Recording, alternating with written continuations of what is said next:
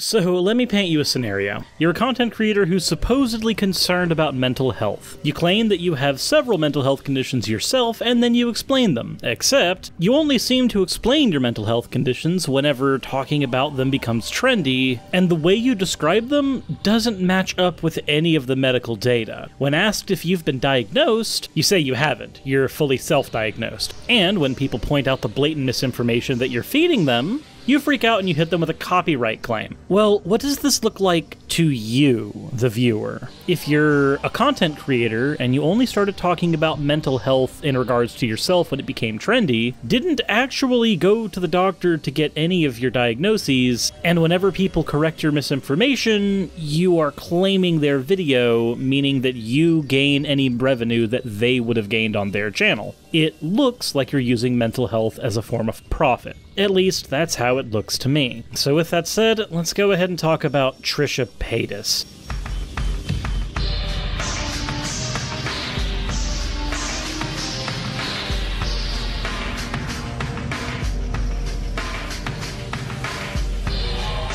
What's up guys? No fan art in this particular video today. Don't really want to do that for the type of video we've got to talk about. Let me go ahead and let the cat out of the bag. I normally wouldn't respond to something like this. I mean, it is misinformation, but it is mostly of a medical sort, so it's not so much in my wheelhouse as much as it's in one of my partner's wheelhouses. So I have this partner. Her name is Erin. She's a wonderful person, and she has a channel called Erin's Chair. Now, Erin is the partner of Raz and I. Raziel and I have been together almost 4 years, and Raz has DID. More specifically, she has OSDD1B, but I'm just going to go ahead and continue to say DID for the sake of shorthand. DID stands for Dissociative Identity Disorder. It is a real medical condition wherein your personality has a tendency to fracture in your younger years, creating distinct alters. Given enough trauma or enough time to disassociate, an alter can step forward, and in some cases there is amnesia attached to it where you don't know what actually happened during the time where an alter was taking control of your body. This is a phenomenon that we are still researching right now, and as I understand it, in the DSM-6, OSDD1B is going to be reclassified as just a single point in a broad spectrum of dissociative identity disorders. Much like how in the DSM-4,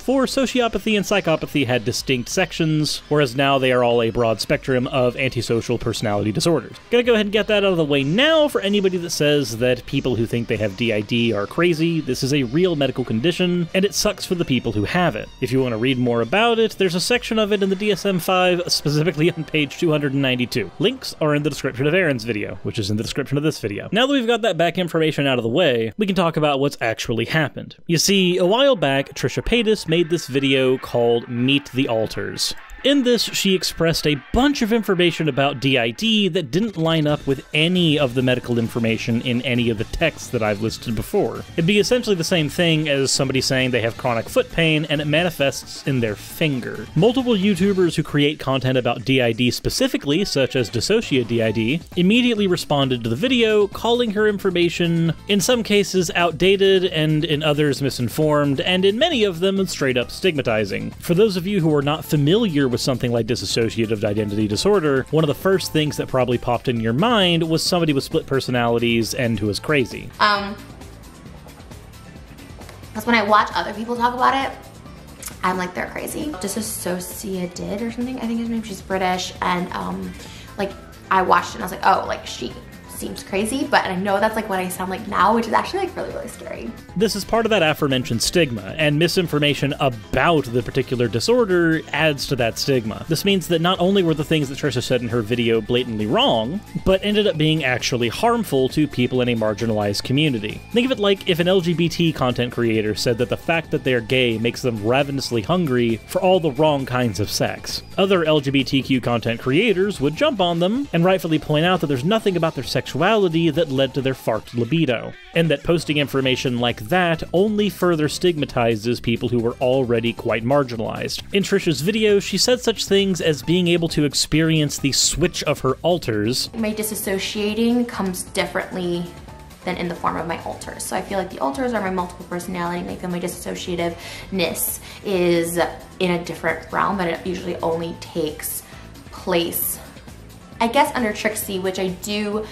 And I feel like Trish, if anything, disassociates the most without disassociating. Well, when I was in England, I started having like an English accent, so I'm not as in tune or as in touch with my alters. I know when I feel it. But her experience doesn't match up with the experience of anyone else who has been diagnosed with DID. She's posted 2 follow-up videos where she's expressed her anger and frustration about not being taken seriously. But given the misinformation and the way that she's actually handled criticism going forward on her video, I think most people can tell that this is more of an attention-seeking behavior than one of trying to get information out, and that attention-seeking has a profit motive attached to it. I realize that I and most other content creators on this platform am not completely blameless in this particular category. Most of what we do is an attempt at attention seeking because it literally means we get to pay our bills. It's the reason I capitalize certain words in my video titles. It's the reason why I include the person I'm responding to in the thumbnail. When YouTube is your job, you do what you can to make sure that your job will put food on the table. But it is also your job not to spread blatant misinformation in order to get those clicks that put the food on the table. What evidence do I have that she, or at least the organization that runs her channel, has been profiting off of other people's videos? Videos that, for the most part, are just correcting her misinformation and the harmful stuff that she's spreading? This, a copyright claim that was levied at Erin's chair. You see, since Erin deals in the medical side of things more than I do, and since we both share a partner who has DID, Erin took it upon herself to correct a lot of the misinformation that Trisha made in her video in a 30-minute dissertation with very minimal use of Trisha's video at all. However, upon releasing her video, she got this lovely message from YouTube saying that after reviewing the dispute, SuperBAM has decided that their copyright claim is valid. This was after appealing the initial copyright claim. Now, let's get into some of the issues regarding this, because while I want to talk about the fact that Trisha, while trying to talk about DID, labeled other DID-centric content creators as crazy, which adds to that stigmatization, right now I'm instead going to focus on what kind of mentality someone has to be in to see their own profit motive as more important than the misinformation that they actually spread, and to see the money that they can make off of other people's hard work as more important than the money that they could make off of their own hard work. So what is SuperBAM? Well, according to their website, SuperBAM is the hero you've been waiting for. They help content creators of all types manage their rights on YouTube. They provide the best in-class rights management service and help their clients navigate the new normal of the digital content universe. They scour YouTube and find everywhere that your content is being uploaded, something that YouTube's internal systems already let you do. They reclaim your views, maximizing your views and gaining new insights about your audience. And they help unlock additional revenue, turn what was a value lost into a value gained. Or in this case, more accurately, they turn the value that anyone else is generating off of correcting your misinformation into profit for that misinformation, which creates a cyclical system where you say things that are blatantly wrong on the internet and cause actual harm and damage to marginalized communities. People in those communities speak up and defend themselves and correct your misinformation, which is an essential thing to do in situations like that, and then you get to claim all of their content, and instead of just making a bunch of money off of your clickbaity nonsense on your own channel, you get to make a bunch of money off of the work other people do in fixing your mess. This can create a cycle where it is less profitable for somebody to point out good information on the internet, and instead add a profit motive to creating content that is blatantly wrong in order to A, get people to click out of anger, making people hate watch your content, and B, generating tons of free advertising by having thousands of people respond to your content on the internet, and then after getting all that free advertising from those channels, go ahead and claim all of their videos, and any money they were making off of their video, you get to pocket. It's a win-win, except for the people that you're hurting and the people who are sticking up for them. Now, I noticed that in one of the testimonials, Matt from the Game Theorist says that SuperBAM is working with some of the most massive channels on YouTube, allowing them to protect themselves. Yeah, okay, Matt. I don't hate your content. I actually love it, and it's one of the things that made me want to start YouTube years and years ago. But if by protecting yourself as a larger channel, you really mean shitting on everybody else, then sure, I guess we're in agreement. So what I want to come to a conclusion about right now is is whether or not what Aaron did is considered fair use, contrary to what Superbam believes. Also, Superbam CEO is Ryan Bossack, and that's going to be important going forward. But in short, in United States copyright law, the doctrine of fair use explains that brief excerpts of copyright material may, under certain circumstances,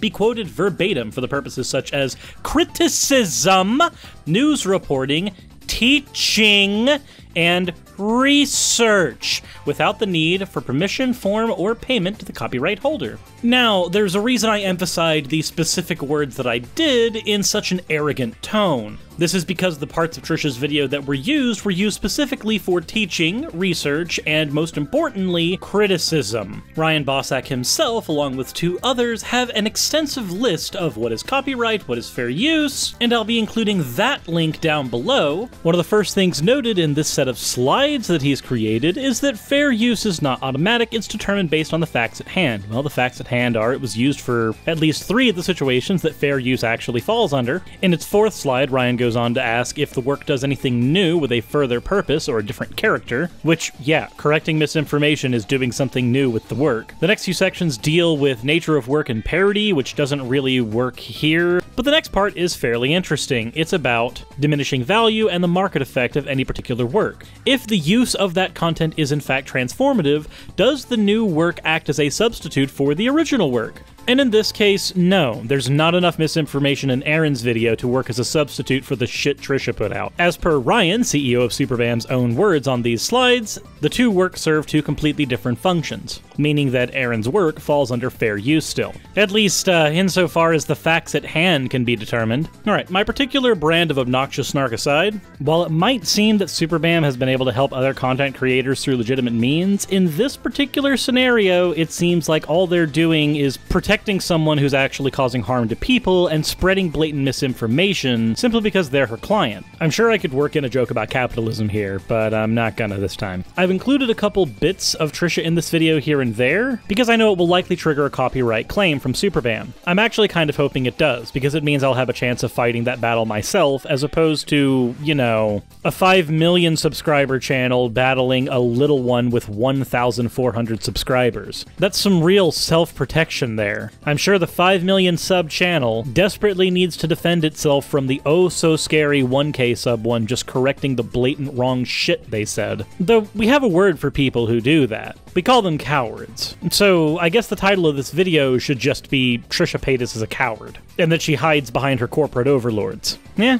we'll just go with that one. Fuck it, you went after my partner, I don't have to care about your shit anymore. It's just kind of a rule of thumb, go after either Raz or Aaron. I suddenly stopped caring about whether or not I'm being an asshole to you. Going ahead and preempting that before anybody in the comments says, oh, Suris, you're too mean. Turns out, I don't give a shit. Not in situations like these. Anyway, I'm not going to do the usual spiel at the end of the video. I don't care about likes or anything like that on this particular one. This one is more me pointing out a situation that's happened, trying to give context and information regarding it, and I'm hoping that I've properly baited my hook. If I have, then hopefully this adventure will continue. Anyways, as always everyone, insert end of video tagline here.